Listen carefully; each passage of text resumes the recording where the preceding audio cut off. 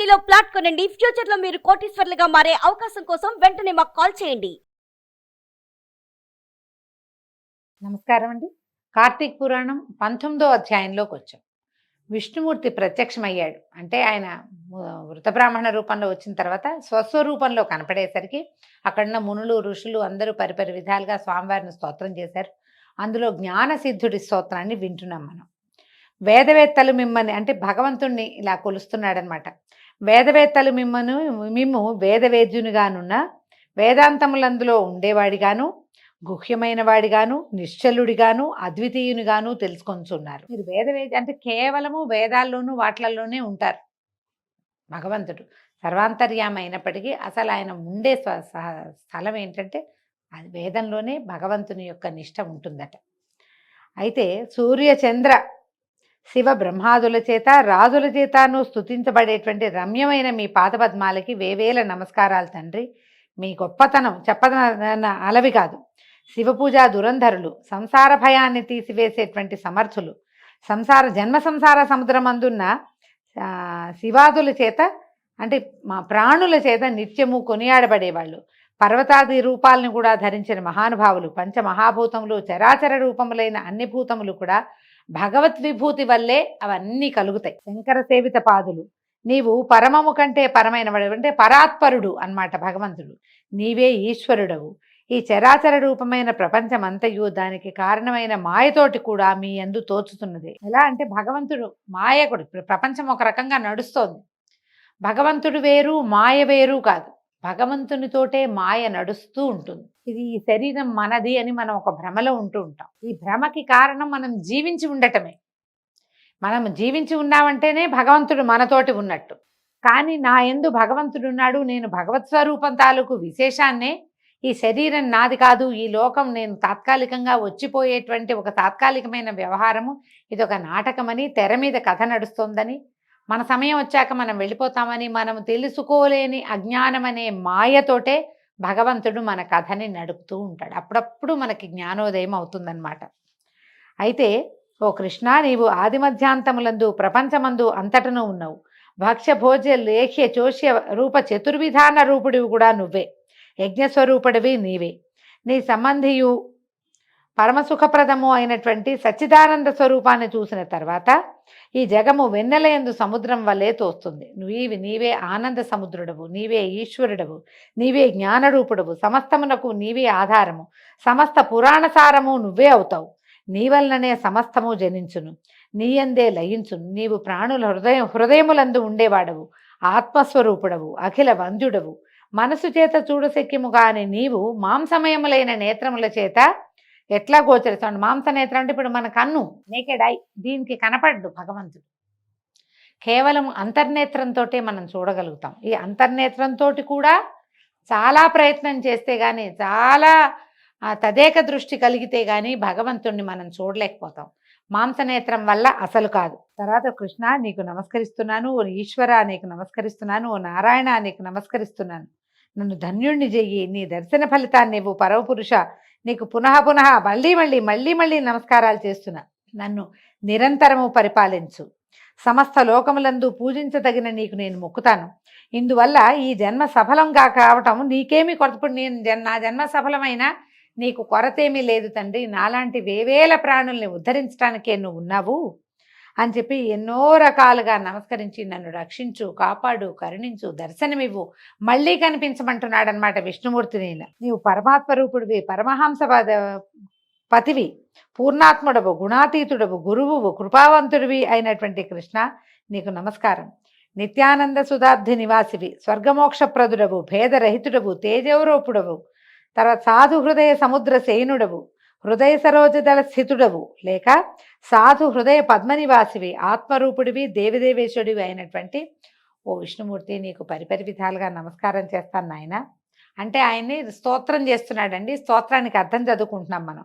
ప్రపంచమును పుట్టించి పోషించేటువంటి సంహరించేవాడివి నువ్వే, అంతే కదా.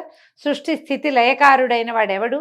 విష్ణువు అని చెప్తున్నాడు. ఆ స్వరూపం చూసి నువ్వు పరాత్పరతరుడివి, నీవే ఇదంతా చేస్తావు నాయన, నీకు నమస్కారం. వైకుంఠ నిలయ, వ్యాసాదుల చేత కొనియాడబడే పాదాలు కలిగిన వాడివి, విద్వాంసులు నీకు నమస్కారాలు చేసి నీ పాదభక్తి అనే పడవ చేతే సంసార సముద్రాన్ని దాటి తేజోమయమైన నీ రూపాన్ని పొందుతారు.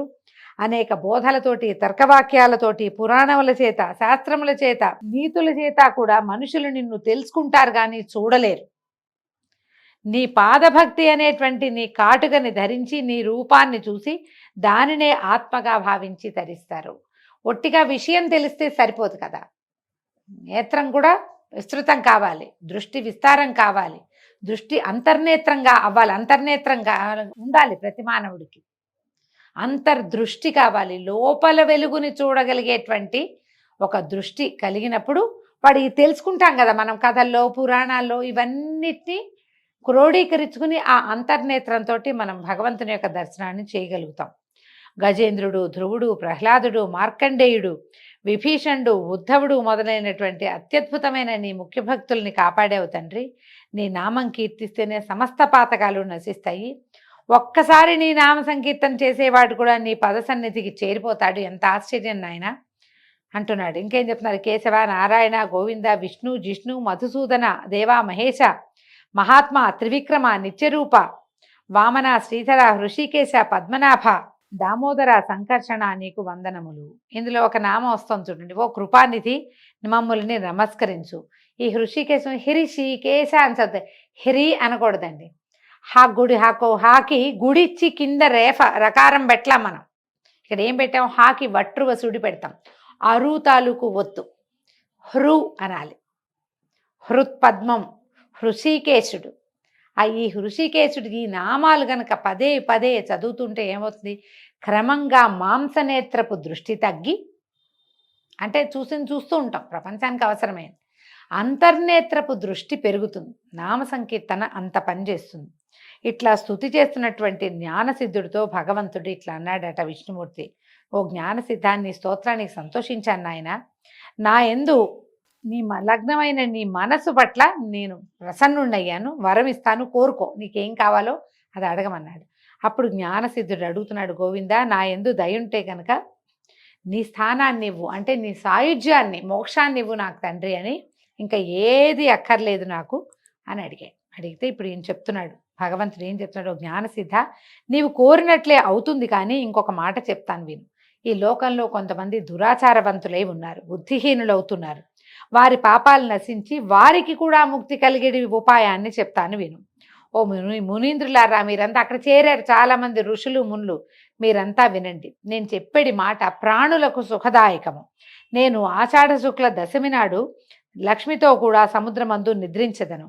కార్తీక శుక్ల ద్వాదశి నాడు మేల్కొనదను. కాబట్టి నాకు నిద్రాసుఖాన్ని ఇచ్చేటువంటి ఈ మాస చతుష్టయం, చాతుర్మాస్యంగా చెప్పుకుంటాం కదా మనం, ఆ మాసాల్లో, ఆ 4 నెలల్లో శక్తి వంచన లేకుండా వ్రతాలని వ్రతం ఏమేం చెప్పబడ్డాయో అవి కొన్ని వర్జ్య పదార్థాలని, అవి తినకూడదు, ఇవి తాకూడదు, లెక్క ఉంది. ఆ వ్రతం అంతా చేయాలి. దేవాలయ దర్శనాలు చేయాలి. ఆ సన్యాసులైతే క్షేత్రం స్థలం మారకూడదు, ఎక్కడున్నారో ఇంకా అక్కడే ఉండిపోవాలి, ప్రయాణాలు చేయకూడదు. ఇలాంటి నియమాలు ఉంటాయి. సంసారులకు కొన్ని, సన్యాసులకు కొన్ని నియమాలు ఉంటాయి. ఆ నియమాల్ని ఆచరించే వాళ్ళకి పాపము నశిస్తుంది, నా సన్నిధి కూడా కలుగుతుంది.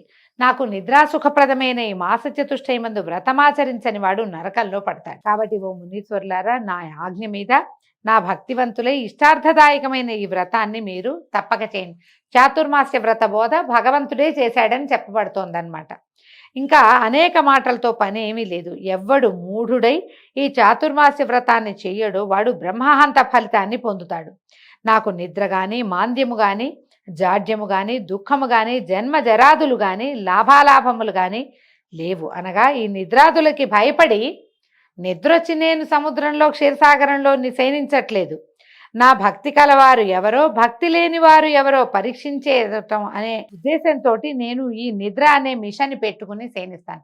భగవంతుడు నిద్రపోడండి, కేవలం మనని పరీక్ష కోసమే నిద్రాభినయంలో ఉంటాడు.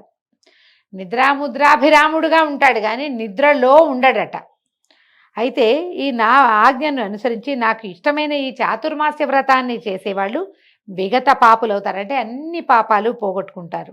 నీచే చేయబడిన ఈ స్తోత్రాన్ని నిత్యము త్రికాలమందు పఠించు వారికి నా భక్తి స్థిరమై అంతమందు నా లోకాన్ని చేరి సుఖిస్తారు. ఇది సంస్కృతంలో లభిస్తుంది, తెలుగులో వచనంగానే కనపడుతుంది కానీ స్తోత్రంగా కనిపించదు. హరి ఇట్లు చెప్పి లక్ష్మితో సహా ఆషాఢ శుక్ల దశమి నాడు పాలసముద్రమందు నిద్రించుట కొరకు వెళ్ళి ఆదిశేషుని తల్పమందు సేనించును. ఆంగిరసుడు ఇట్లా చెప్తున్నాడు అనమాట. పోయి నీవడిగిన ప్రశ్నకు సమాధానం ఇది. ఈ చాతుర్మాస్య వ్రతము అన్ని వ్రతముల్లో ఉత్తమోత్తమైనది. పాపవంతులు గాని, దురాత్ములు గాని, సాధువులు గాని హరిపరాయణులే ఈ చాతుర్మాస్య వ్రతాన్ని చేయాలి. బ్రాహ్మణులు, క్షత్రియులు, వైశ్యులు, శూద్రులు, స్త్రీలు అందరూ కూడా ఈ వ్రతం చేయటానికి మంచిదే. వ్రతాన్ని అందరూ అర్హులే దీనికి. ఈ చాతుర్మాస్య వ్రతాన్ని ఎవరైనా సరే, అంటే భర్త ఉన్నా లేకపోయినా, స్త్రీలే సన్యాసం పుచ్చుకున్నా వారికి కూడా పనికొస్తుంది. మోహము చేత చాతుర్మాస్య వ్రతాన్ని చేయకుండాని ఎడల శుచిత్వము లేక బ్రహ్మహంత ఫలాన్ని పొందుతారు. బ్రహ్మహంత అంటే బ్రాహ్మణుని చంపినవాడు, అలాంటి ఫలితం వస్తుందట. మనోవాకాయములను శుద్ధం చేసుకుని చాతుర్మాస్యమందు ప్రతిరోజు హరిని పూజించిన వాడు ధన్యుడగును. చాతుర్మాస్య వ్రతం ఆచరించిన వాడు కోటి జన్మలందు కళ్ళు త్రాగువాడు పొందే గతిని పొందుతాడు, సందేహం లేదు. పరమాత్మ యొక్క తుష్టికై, ఆయన యొక్క ఆనందం కోసం చాతుర్మాస్య వ్రతాన్ని ఆచరించిన వాడు గోత్రహంత ఫలితాన్ని పొందుతాడు. ఈ ప్రకారంగా వీలు చేసుకుని ఈ చాతుర్మాస్య వ్రతం ఆచరించిన వాడు 100 యజ్ఞాల ఫలితాన్ని పొంది అంతమందు విష్ణులోకాన్ని పొందుతాడు. ఈ రకంగా జ్ఞానసిద్ధులు మొదలైన వాళ్ళందరితోటి ఈ హరి విష్ణుమూర్తి మాట్లాడినటువంటి ఈ మాటలు విని చాతుర్మాస్య వ్రతాన్ని చేసి విష్ణులోక నివాసులేది వాళ్ళందరూ కూడా, ఆ మునులు, జ్ఞానసిద్ధుడు వాళ్ళంతా కూడా భగవంతుడు చెప్పినటువంటి ఈ మాటలు విని వాళ్ళంతా చాతుర్మాస్య వ్రత దీక్ష తర్వాత సంవత్సరం అవలంబించి శాశ్వత సాయుధ్యాన్ని పొందారట. దీంతో 19వ రోజు అది పారాయణ పూర్తయిందండి. రేపు ఉదయం మళ్ళీ 20వ రోజు పారాయణలో కలుసుకుందాము. నమస్కారం.